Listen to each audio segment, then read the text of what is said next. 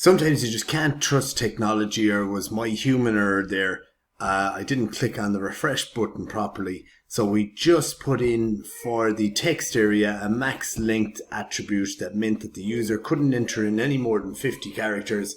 So Damo again, he's been there for the last 3 weeks and no one has replied to him, and he's getting really angry now. You know, he had a lovely message there a while ago. So Damo Steve at aircom.net. And again, he's male there, and he was in the USA. And do you know, it's Paddy's Day, and he says, "Hello, Ireland. Happy St. Patrick's Day.